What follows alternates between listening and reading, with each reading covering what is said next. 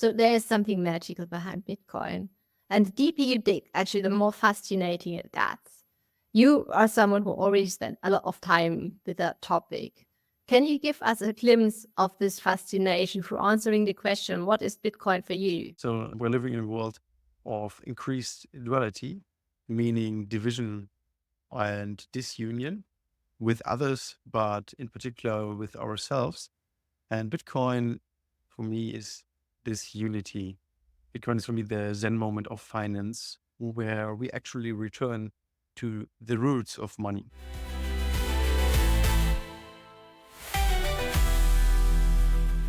The journey into the so-called Bitcoin rabbit hole normally starts with an enlightening moment. Can you tell us a little bit about yours? It's a pleasure. So that was the moment that I learned that only Bitcoin has no pre-mine and is a very limited asset.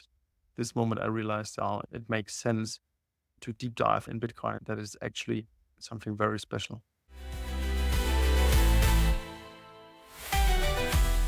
So to place your answers, the information and knowledge you're going to share, it will be actually very helpful to understand who you are and what your background is. So who are you and what's your story? Yeah, people usually answer the question of who I am with profession, titles, and education. And my life purpose is to embrace decentralization and support the human family. So if you're interested in labels, I'm a computer programmer by training. I'm a finance graduate by education and author of several books.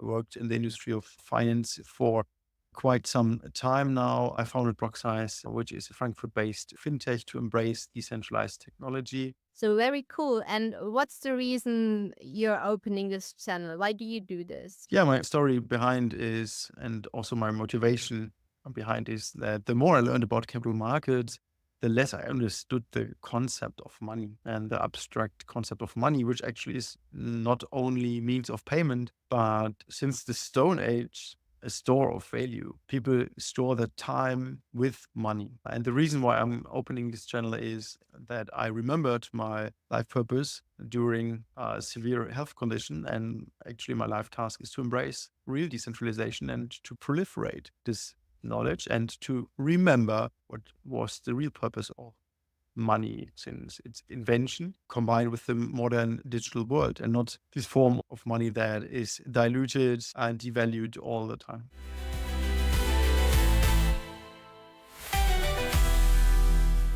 And who do you think should tune in? Who is this interesting for? Like there's a minimum hardware requirement for this podcast.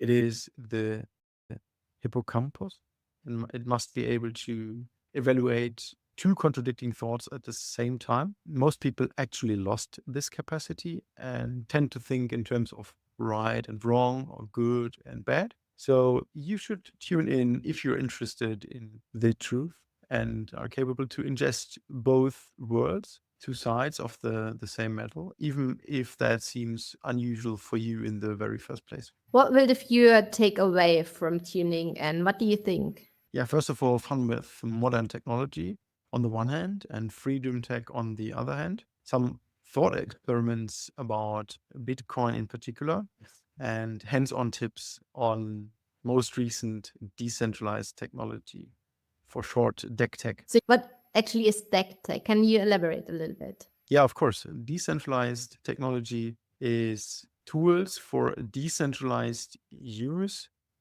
by us people. It's typically the grassroots movements where you don't have the from top to down push through by the bottom up movement, but you actually use this technology. Bitcoin is a good example for money. Nostra is also a good example for social media.